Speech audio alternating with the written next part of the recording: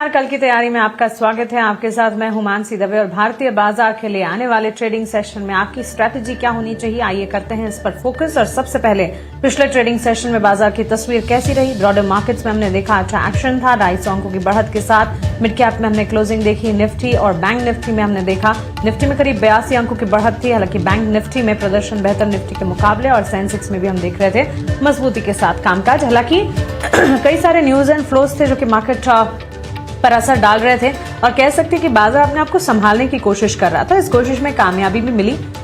Stock wise move ज्यादा थे, stock specific movement और बाजार में मौके ज्यादा बनते हुए नजर आ रहे थे। 384 अंकों की बढ़त पर बैंक निफ्टी में हमने 57,970 के करीब क्लोजिंग देखी।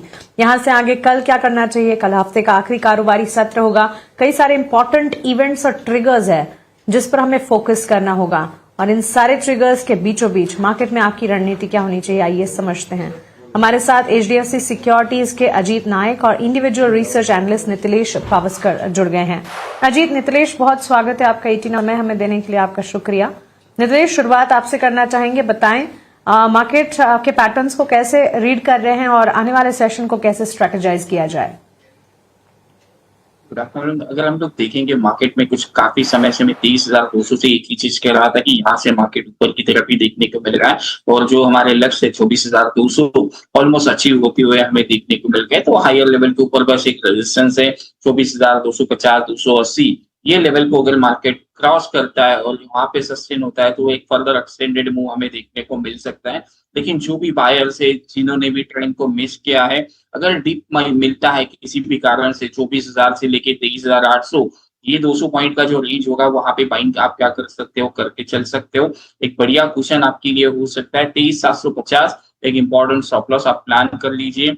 आने वाले समय में देखना पड़ेगा कि बाजार 24,500, 24,600 ये लेवल के आसपास जाके कैसे रिएक्शन देता है, और इस लेवल को भी अगर मार्केट क्रॉस कर देता है तो थोड़ा सा हमें और बढ़िया मूवमेंट हमें देखने को मिल सकता है। ग्लोबल बाजार थोड़ा सा अगर सपोर्ट करते हैं तो हमारी मार्केट भी क्या कर सकती है, रैली को एक्सटेंड कर सकती है। एब्सोल्युटली। तो चलिए इंडेक्स पर ये नजरिया इस वक्त, और स्टॉक वाइज सेक्टर वाइज बाजार की तस्वीर में इन पर्टिकुलर स्टॉक जो है बाटा इंडिया पर एक टेक नितिलेश आपसे मैं जरूर जानना चाहूंगी। जबरदस्त तेजी देखने को मिली थी, और वो इसलिए क्योंकि मैनेजमेंट में बदलाव की खबर आती हुई दिखी। संजय राव को कंपनी के नए एमडी और सीईओ के तौर पर नियुक्त किया गया।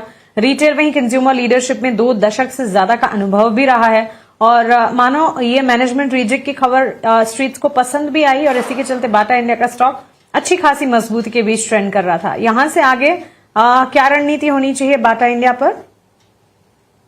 देखो, जिनका भी पोजीशन थे वो लॉन्ग रह सकते हैं। एक साइड मूवमेंट और पेंडिंग है 850 से लेके 870, ये लेवल्स भी क्या हो सकते हैं आने वाले समय में देखने को मिल सकते हैं। लेकिन कल अगर थोड़ा सा प्रॉफिट बुकिंग होता है और इसमें 720, 730 ये लेवल्स तक मार्केट आता है तो फ्रेश जिनको भी बाइंग करना है वो बाइंग करके चल सकते हैं। 680 का स्टॉप लॉस मेंटेन करें। हायर लेवल के ऊपर टारगेट वही इंटैक्ट करेंगे 850 से लेके 870, 880 इस लेवल।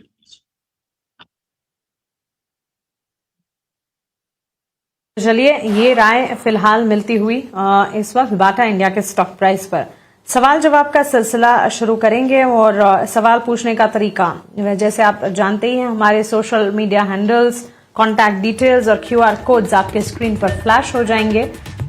इन डिटेल्स पर हमें संपर्क करें और मार्केट रिलेटेड अपने क्वेरीज हमारे साथ शेयर करें। मैं पूरी कोशिश करूंगी बाजार से जुड़े आपके जो भी सवालात हैं उनके जवाब आपको दिला पाऊं हमारे मार्केट एक्सपर्ट से। क्यूआर कोड आपके स्क्रीन पर आप देख रहे हैं। सवाल पूछने के लिए इस क्यूआर को आप स्कैन कर सकते हैं और मार्केट रिलेटेड अपने क्वेरीज भेज सकते हैं। ब्रॉडर मार्केट्स में भी हमने देखा काफी सारे मूव्स थे। Stock specific mid cap small cap में तो मौके बन ही रहे थे, लेकिन लार्जर प्लेयर्स में भी अच्छा खासा तेजी का एक्शन, तेजी का करंट देखने को मिल रहा था। इंडेक्स वाइज से ज्यादा स्टॉक वाइज बाजार जो है वो ज्यादा अट्रैक्टिव नजर आ रहा था, और कई सारे सवाल है नितिलेश हमारे व्यूवर्स के। पहला सवाल किर्लोस्कर ब्रदर्स पर शांतनु पूछ रहे हैं। इन्होंने 150 शेयर्स किर्लोस्कर ब्रदर्स के खरीदे हैं। पहले देखते हैं किर्लोस्कर ब्रदर्स के स्टॉक प्राइस में किस तरह का ट्रेंड लास्ट ट्रेडिंग सेशन में हमने देखा। 1900 के लेवल्स पर स्टॉक जो है तेजी पर क्लोज हुआ 3.5% की, लेकिन व्यूअर की खरीदारी ऊंचे लेवल की है। 2020 के स्तर पर इन्होंने स्टॉक में खरीदारी की है। 150 शेयर्स खरीदे हैं नितिलेश, करीब 17-18 हजार का नुकसान ये देख रहे हैं। क्या करना चाहिए यहां से, स्ट्रैटेजी क्या बनानी चाहिए? देखिए ऊपर में अगर हम लोग देखेंगे तो 1930 से लेकर 1940 से काफी बड़ा रेजिस्टेंस है जहां से मार्केट में डाउन हमें देखने को मिला था। उस लेवल को क्रॉस करके उसके ऊपर मेंटेन रहता है तो आपका शायद से भाव मिल सकता है, लेकिन अभी के लिए 1820 एक इंपॉर्टेंट लेवल है, उसका एक स्टॉप लॉस जरूर मेंटेन करें। और अगर ये 1930 1940 लेवल को ब्रेकआउट कर देता है, डेली चार्ट के ऊपर एक राउंडिंग बॉटम का फॉर्मेशन का ब्रेकआउट अगर आता है, तो आपके जो बाइंग प्राइस है वहां तक स्टॉक जाने की जरूर कोशिश करिए।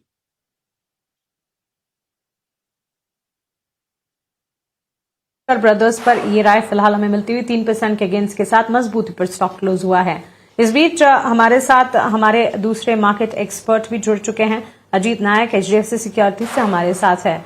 अजीत, स्वागत है आपका ईटी नाउ स्वदेश पर। बताएं बाजार पर आपकी रणनीति क्या है आने वाले सेशन के लिए, किस तरह से स्ट्रेटेजाइज कर रहे हैं मार्केट को आप?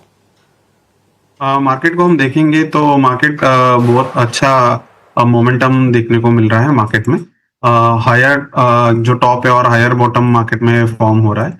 आज भी अगर निफ्टी देखेंगे तो अच्छा कंसोलिडेशन के बाद लास्ट मोमेंट में एक छोटा रैली देखने को मिला है और हर प्रीवियस रेजिस्टेंस को अच्छी तरीके से ब्रेक कर रहा है। तो मुझे लगता है कि अभी जो बेस है 23,950 लेवल का बेस बन चुका है स्पॉट लेवल पे मार्केट के लिए। जब तक 23,950 ब्रेक नहीं करता है निचले स्तर पर, हमें बाय ऑन डिक्लाइन का ही अपॉर्चुनिटी फाइंड आउट करना चाहिए। और ऊपरी स्तर पर 24,300 टू 500 का जो है वो एक प्रीवियस रेजिस्टेंस जोन है। वैसे देखने से तो प्रीवियस रेजिस्टेंस जोन जो रिसेंट स्विंग था उसको तो ब्रेक कर दिया है, लेकिन उसके पहले भी एक गैप एरिया था, जो गैप 7 मई को बना था। तो वो एरिया एक वापस एक रेजिस्टेंस जोन जैसा एक्ट करेगा, तो मार्केट वहां पे आके थोड़ा और टाइम स्पेंड करेगा। तो मुझे लगता है कि 23,900 एरिया को सपोर्ट कंसीडर करते हुए ऊपर में 23,300 टू 500 एरिया रेजिस्टेंस होगा और जो स्ट्रेटेजी रहेगा वो बाय ऑन डीपी रहेगा। ये स्ट्रैटेजी मार्केट पर सवालों की तरफ वापस से बढ़ते हैं और डिविज लेबोरेटरीज पर अजीत आपसे ही राय लेना चाहेंगे। आंचल चौधरी ये सवाल पूछ रही हैं, लेबोरेटरी स्पेस में डिविज लेबोरेटरीज में इन्होंने खरीदारी की है और स्टॉक वाइज अगर देखें तो इन्होंने 30 शेयर्स डिविज लैब के खरीदे हैं, 3,600 अपने एंट्री लेवल बता रही हैं। अच्छे लेवल पर खरीदारी की है, डबल हो चुका है ऑलमोस्ट वहां से स्टॉक 6,768 के लेवल पर ऑलमोस्ट 1 लाख रुपए का मुनाफा महज 30 शेयरों में। 3,600 की खरीदारी 6,767 पर यह स्टॉक ट्रेड करता है। लास्ट सेशन में भी हमने करीब 1.5 से 2% की तेजी देखी है। क्या राय देंगे इन्हें आप? इनको अभी भी स्टॉक होल्ड करना चाहिए और ट्रेलिंग स्टॉप लॉस जो है वो 6,450 का रख देना चाहिए, जो प्रीवियस अभी एक रिसेंट स्विंग बनाया है वहां से अभी वापस मोमेंटम गेन कर रहा है। ओवरऑल जो चार्ट है वो काफी अच्छे अप ट्रेंड में है, अभी साइडवेज कंसोलिडेशन फेस में है। जैसे ही 6,980 ब्रेक करेगा ये स्टॉक में एक अच्छा ब्रेकआउट वापस देखने को मिल सकता है। जब भी फार्मा सेक्टर में करेक्शन आता है स्टॉक साइडवेज चले जाता है, डीप करेक्शन नहीं आता है, तो ये बात का संकेत है कि ये स्टॉक में थोड़ा भी काफी बाकी है। तो मेरे हिसाब से 6,420 का ट्रेलिंग स्टॉप लॉस करना जरूरी है। अगर के नीचे तो एक डीप करेक्शन आ सकता है, अदरवाइज स्टॉक रिलेटिवली आउट रहेगा। ठीक है, तो चलिए डिविज लेबोरेटरीज पर ये राय मिलती हुई। वोकहार्ड, अगला सवाल अनिल गुप्ता का है। वोकहार्ड पर 40 शेयर्स खरीद रखे हैं अनिल जी ने वोकहार्ड पर। नितिलेश जी आपसे एक टेक जानना चाहेंगे। 1656 इनके एंट्री लेवल है, 1,994 के स्तर पर लास्ट क्लोज में हमने देखा है स्टॉक को और ऑलमोस्ट 1.5% के डाउन टिक्स थे वोकहार्ड में लास्ट ट्रेडिंग सेशन में, लेकिन इनकी खरीद से तो ऊपर गया है स्टॉक, 13,000 तक का मुनाफा है। क्या राय होगी? देखो स्टॉक को होल्ड करना चाहिए। देखो जहां से एक मोमेंटम पिकअप हुआ था उसी लेवल के रेजिस्टेंस के आसपास भी मार्केट खड़ा है, तो बिल्कुल बने रह सकते हैं। आपके खरीद भाव से काफी ऊपर की तरफ ही ट्रेड कर रहा है, तो फिर भी अगर ट्रेडिंग स्टॉप लॉस रखना है तो 1920 का एक ट्रेडिंग स्टॉप लॉस मेंटेन करें। जैसे जैसे फिर से ये स्टॉक 2050 ये लेवल के ऊपर सस्टेन होगा तो फिर से अपने जो हाइस थे उसकी तरफ ये स्टॉक बढ़ेगा, तो बिल्कुल बने रहे 1920 का एक ट्रेडिंग स्टॉप लॉस मेंटेन। ठीक है, स्टॉप लॉस मेंटेन कीजिए, राय फिलहाल मिलती हुई। टाटा स्टील पर अगला सवाल हमारे व्यूवर की तरफ से आता हुआ और रोहित पूछ रहे हैं 18 शेयर्स 215 के दाम पर टाटा स्टील के इन्होंने खरीदे हैं। खरीदारी तो कर ली है, पोजीशन को इंटैक्ट रखा जाए या फिर बेचा जाए। 200-201 के लेवल पर स्टॉक में लास्ट क्लोज हमने टाटा स्टील में देखा है। अजीत, आपसे एक टेक जानना चाहेंगे, टाटा स्टील टेक्निकली चार्ट्स पर क्या लगता है? व्यूअर की खरीदारी से थोड़ा नीचे गया है स्टॉक, हो सकता है कि हाल की ही खरीदारी हो, बट स्टॉक में कोई ट्रैक्शन हमने देखा नहीं है। पिछले 6 महीने में थोड़ा बहुत चलने की कोशिश जरूर की है, बट ऑल इन ऑल क्या राय होगी? ओवरऑल जो मेटल सेक्टर है उसमें एक अच्छा प्रॉफिट बुकिंग देखने को मिला है। वैसे उसी तरह से टाटा स्टील में भी अगर देखें तो एक डबल टॉप जो था 2016 के आसपास करके वापस नीचे आ रहा है, तो ये एक अच्छा संकेत नहीं है। मगर और चार्ट अगर स्टॉक भी स्टडी करे लास्ट 3-4 दिन से, जब मार्केट में भी रैली देखने को मिल रहा है, तो इस स्टॉक में इतना बड़ा रैली देखने को नहीं मिला है। तो रिलेटिव परफॉर्मर भी नहीं है। तो 192 का एक सपोर्ट जोन है। मुझे लगता है जब तक 192 के ऊपर रहेगा तो एक चांस हम ले सकते हैं कि ये स्टॉक वापस 212-215 की तरफ जा सकता है। मगर 190 ब्रेक करेगा तो फिर यहाँ से इसमें से एग्जिट करना उचित रहेगा। तो जो अभी लिया हुआ जो स्टॉक है उसका लेवल है वो ध्यान रखे कि 190 के नीचे जाते हुए फिर वो अपना जो है डिसीजन ले सकते। 190 के नीचे अगर जाता है तो फिर स्ट्रैटेजी जो सुझा रहे हैं अजीत, तो उस पर आप राय उस पर आप अमल कर सकते हैं। दूसरा स्टॉक अंकित पराशर का सवाल है, एथर एनर्जी। नितिलेश, 969 पर स्टॉक ने क्लोज किया है। व्यूवर का सवाल है 300 शेयर्स 1030 के लेवल पर खरीदे। काफी ऊंचे स्तरों की खरीदारी, वहां से एथर एनर्जी के स्टॉक प्राइस की मूवमेंट अगर देखें, चल रहा था ये स्टॉक, लेकिन पिछले 1 महीने से साइडवेज मूवमेंट दिखा रहा है। क्या राय होगी एथर एनर्जी?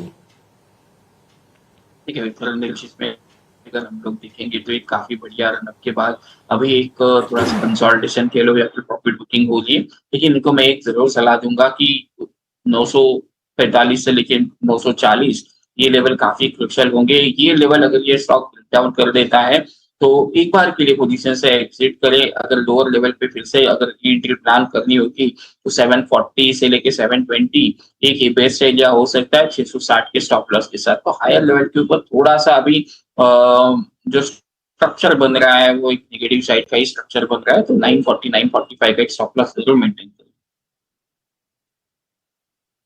करें। ये राय फिलहाल हमें मिलती हुई। इस बीच अगला सवाल टाटा मोटर्स कमर्शियल व्हीकल पर है।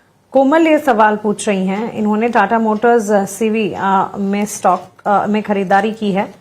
स्टॉक की अगर बात करें, लास्ट ट्रेडिंग सेशन में टाटा मोटर्स पैसेंजर व्हीकल 364 के लेवल पर स्टॉक क्लोज हुआ है। 1 साल का नजरिया मानकर चल रही हैं। अजीत, क्या राय होगी? 408 इनके एंट्री लेवल और 407 के लेवल पर commercial vehicle Tata Motors CV के स्टॉक में इन्होंने खरीदारी की है। अगर हम टाटा मोटर कमर्शियल व्हीकल का चार्ट अगर पैटर्न स्टडी करें तो एक फॉलिंग वेज जैसा पैटर्न का थोड़ा ब्रेकआउट मिला है और उसका जो सपोर्ट लेवल आता है वो 392।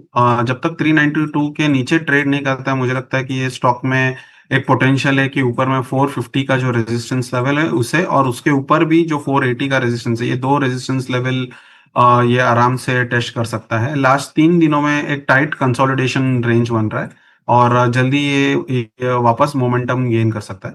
तो 392 जो 390 का जो लेवल है वो अगर वायलेट नहीं होता है तो तब तक के लिए ये स्टॉक में बने रह सकते हैं। ओवरऑल चार्ट पैटर्न पॉजिटिव ही सजेस्ट कर रहा है।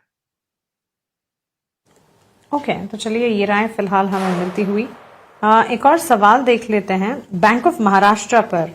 नितिलेश जी, ये सवाल व्यूवर का आया है। बैंक ऑफ महाराष्ट्र पर 3000 शेयर्स हैं 63 रुपए के दाम पर। अच्छे लेवल पर खरीदारी, बड़ी मात्रा की खरीदारी, अच्छा खासा मुनाफा भी देख रहे हैं। 89-90 के लेवल पर स्टॉक ने लास्ट क्लोज दिखाया है। हालांकि स्टॉक में डाउन ट्रेंड थे लास्ट ट्रेडिंग सेशन में, बट व्यूवर की खरीदारी काफी अच्छे लेवल की है। 1 महीने में स्टॉक चल चुका है 15%। करीब 80,000 का मुनाफा तो है बैंक ऑफ महाराष्ट्र में। क्या करना चाहिए आशीष जी को? देखिए, पहले तो इनको मैं बधाई देना चाहूंगा, काफी अच्छा स्टॉक सिलेक्शन किया, अच्छे लेवल के ऊपर क्वांटिटी साइज भी अच्छा मैनेज किया है। तो अभी ऊपर भी अगर हम लोग देखेंगे तो 92 से लेके 88 एक इम्पोर्टेंट जोन है जहां पे मार्केट ने पिछली बार एक रेजिस्टेंस दिया था और वहां से गिरावट हमें देखने को मिली थी। तो इनको मैं एडवाइस देना चाहूंगा, अगर थोड़ा सा कुछ क्वांटिटी प्रॉफिट बुक कर सकते हैं 60-70% तो जरूर प्रॉफिट को बुक करें।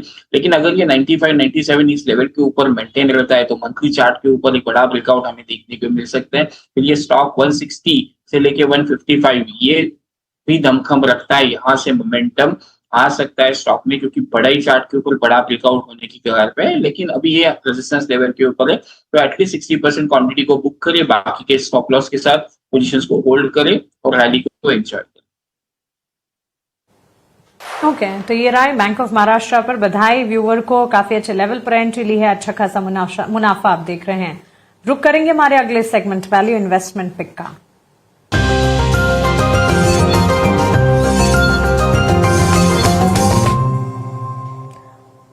अजीत जी बताइए, आज के लिए वीआईपी शेयर कौन से होंगे? मैंने 2 वीआईपी शेयर चुने, एक सीपी प्लस। एक अच्छा रैली के बाद टाइट कंसोलिडेशन में ये स्टॉक चल रहा है और एक ब्रेकआउट आने का पॉसिबिलिटी ज़्यादा है, तो करंट मार्केट प्राइस पे ले सकते हैं। 3374 का स्टॉप लॉस मेंटेन करें और 3690 का टारगेट के ओर मैं देख रहा हूँ। इसका लक्ष्य 3690 का रहेगा। दूसरा शेयर है ये आयशर मोटर, जो 7590 पे चल रहा है। स्टॉप लॉस 7286 का रख सकते हैं और टारगेट 7970 का। ओके, 2 स्टॉक्स अजीत नायक की तरफ से आपके स्क्रीन पर टारगेट स्टॉप लॉसेस के साथ स्ट्रेटजी आप देख रहे हैं। नितिलेश जी आप बताइए, वैल्यू इन्वेस्टमेंट पिक आपकी तरफ से क्या होंगी? देखिए, मैं जियो फाइनेंस के साथ बाइंग करना पसंद करूंगा। 240 से लेके 244 एक लेवल होगा, वहां तक हम लोग एक्यूमुलेट करेंगे। नीचे में स्टॉप लॉस की अगर हम लोग बात करेंगे 234 का एक स्टॉप लॉस रखेगा। 258 से लेके 265 ये टारगेट्स होते हैं। चार्ट्स के ऊपर एक बेस फॉर्मेशन वाला एरिया बन रहा है, बस ट्रेंड लाइन को ब्रेकआउट कार पे यहाँ से एक मोमेंटम आ सकता है। 258 से लेके 265 के लिए हम लोग प्लान करें। अजीत जी, नितिलेश जी, बहुत शुक्रिया आपका हमारे साथ जुड़ने के लिए, सवालों के जवाब देने के लिए, हमारे व्यूवर्स की कल की तैयारी करवाने के लिए।